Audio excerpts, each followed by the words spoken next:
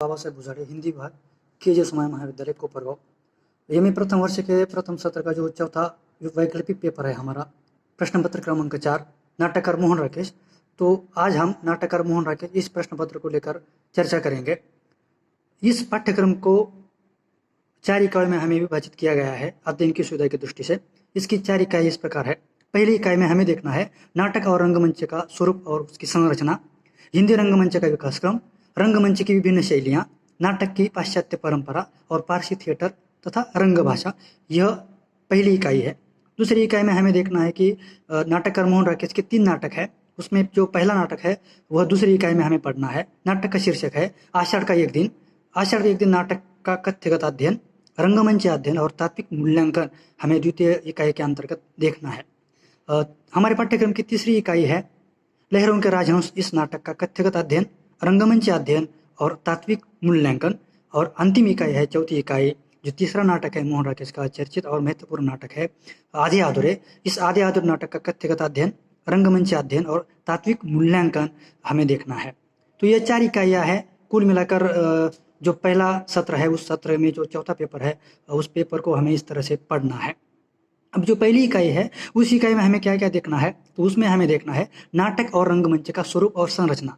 यानी कि नाटक किसे कहेंगे, नाटक की परिभाषा, नाटक का स्वरूप क्या है, नाटक की विशेषताएं कौन कौन सी है और नाटक के तत्व क्या है, और शुरू से लेकर आज तक नाटक किस तरह से विकसित होता गया, नाटक किस तरह से और किन किन विषयों को लेकर, समस्याओं को लेकर नाटक लिखे गए। तो उस नाटक और रंगमंच, क्योंकि नाटक के लिए रंगमंच का होना अनिवार्य है। बगैर रंगमंच के नाटक का अस्तित्व ही नहीं रहता है, क्योंकि नाटक को रंगमंच पर खेला जाता है, प्रस्तुत किया जाता है। इसलिए नाटक और रंगमंच का संबंध एक दूसरे से वह जुड़े हुए हैं अथवा परस्पर पूरक संबंध है एक दूसरे का।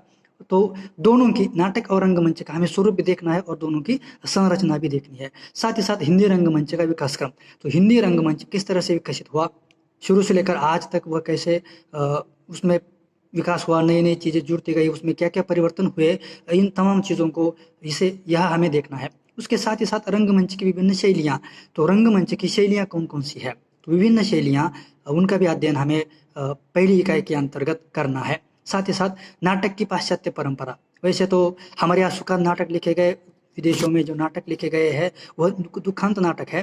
तो पाश्चात्य नाटक की परंपरा देखनी है। तो पाश्चात्य नाट्य परंपरा में कौन कौन से नाटक आते हैं, कौन कौन से नाटककार आते हैं और किन किन समस्याओं को लेकर पाश्चात्य नाटक विधा लिखी गई और उसका आगे जाकर विकास हुआ। तो नाटक की पाश्चात्य परंपरा भी हमें देखनी है और उसका ही अनुकरण हमारे यहाँ किया गया है, इसलिए नाटक की पाश्चात्य परंपरा हमें देखनी है। साथ ही साथ पारसी थिएटर और रंग भाषा पर भी पहली इकाई में हमें प्रकाश डालना है अथवा उसको लेकर विस्तार से चर्चा करनी है।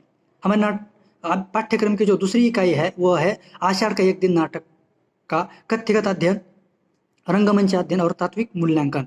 तो आषाढ़ के एक दिन नाटक का मूल कथ्य क्या है, क्या उद्देश्य सामने रखकर यह नाटक लिखा गया, उसका रंगमंच अध्ययन करना है।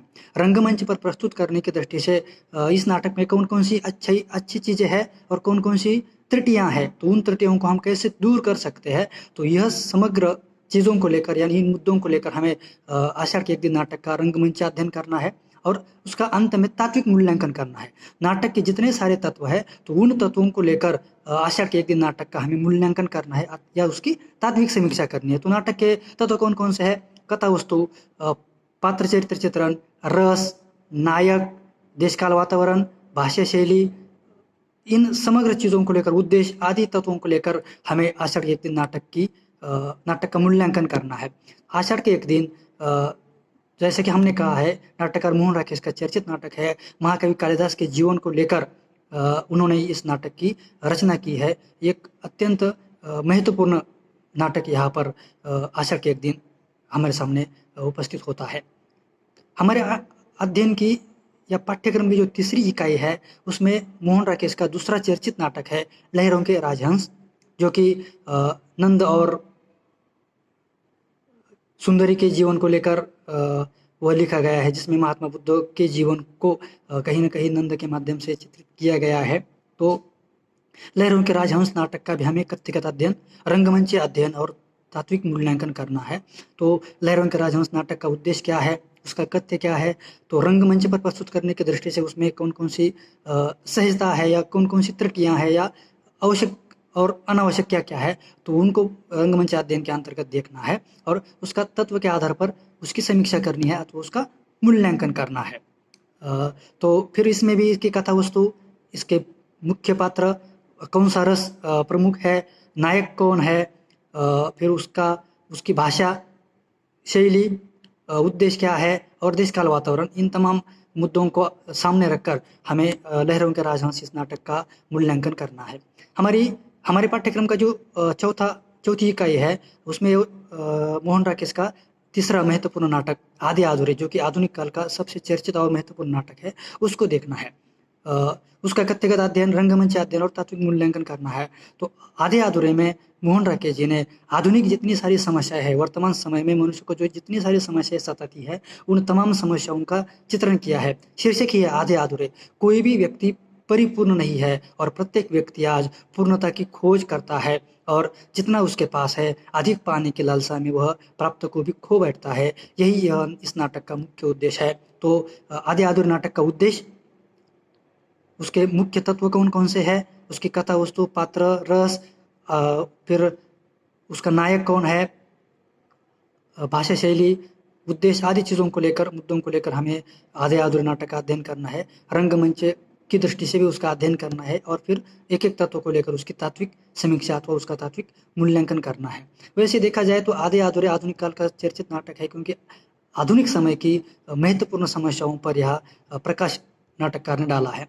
सावित्री और महेंद्रनाथ के माध्यम से लेखक ने अलग अलग जितनी सारी समस्याएं मनुष्य को जीवन जीते समय या रोज़मर्रा की ज़िंदगी में सताती है, उन तमाम समस्याओं को यहाँ चित्रित किया है। अब ये केवल पाठ्यक्रम है, एक एक इकाई को लेकर हम विस्तार से इस पर चर्चा करने ही वाले हैं। तो यह प्रश्न पत्र क्रमांक 4 नाटककार मोहन राकेश, यह हमें 100 अंकों के लिए पढ़ना है। तो इसका मूल्यांकन इस तरह से होगा, अंतर्गत मूल्यांकन 50 अंकों का होगा और 50 अंकों की सत्रांत परीक्षा होगी। ये जो 50 अंकों का अंतर्गत मूल्यांकन है उसमें 20 अंकों की लघुत्तरीय परीक्षा होगी, 20 अंकों का शोध परियोजना होगी और 10 अंकों के लिए मौखिकी या पाठ प्रस्तुतिकरण। इस तरह से यह 50 अंकों का मूल्यांकन होगा और 50 अंकों की सत्रांत परीक्षा होगी। अब ये जो पाठ्यक्रम के लिए हमारे सामने नाटककार मोहन राकेश, ये जो विषय या नाटककार रखे गए हैं, तो विश्वविद्यालय ने कोई ना कोई उद्देश्य सामने रखकर या कोई ना कोई मकसद को केंद्र में रखकर यह पाठ्यक्रम में इसे रखा होगा। तो क्या है इसके उद्देश्य, यह हमारे पाठ्यक्रम में रखने के उद्देश्य? तो इसमें 2-4 उद्देश्य है, तो उन उद्देश्य को लेकर भी केवल संक्षिप्त में हम यहाँ चर्चा करेंगे। पहला उद्देश्य है हमारे पाठ्यक्रम में इस विषय को रखने का, वो है नाटक के स्वरूप और संरचना से पाठक वर्ग या विद्यार्थियों को, शोध या छात्रों को परिचित कराना। तो नाटक क्या है, नाटक की परिभाषा, नाटक का विकास, नाटक का स्वरूप और उसकी संरचना, नाटक कैसे लिखे जाते हैं, नाटक कैसे बनते हैं, उसका ढांचा कैसे होता है, इन तमाम बातों को समझने के लिए या उसकी जानकारी पाने के लिए विश्वविद्यालय और हिंदी अध्ययन मंडल ने हमारे पाठ्यक्रम में इस विषय को रखा है। दूसरा उद्देश्य है नाटक के रचना विधान और रंगमंच से विद्यार्थियों को परिचित कराना।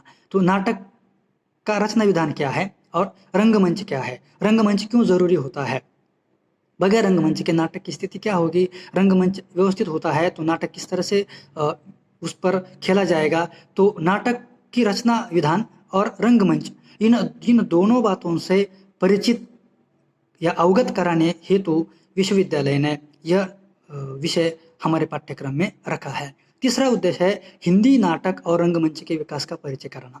हिंदी नाटक कैसे विकसित हुआ, पहला नाटक कौन सा था, पहले नाटक जो शुरू में नाटक लिखे गए उनके विषय क्या थे और धीरे धीरे नाटक में कैसे बदलाव होता गया, परिवर्तन होता गया और समय के साथ यह विधा कैसे विकसित होती गई। इन तमाम बातों को जानने के लिए, समझने के लिए हमारे पाठ्यक्रम में इस विषय को विश्वविद्यालय ने रखा है या व्यवस्था ने, शिक्षा व्यवस्था ने हमारे सामने यह सारी चीज़ें रखी है। चौथा जो उद्देश्य है वो है नाटककार मोहन राकेश के नाटकों के द्वारा नाट्य स्वादन और मूल्यांकन की दृष्टि को विकसित करना।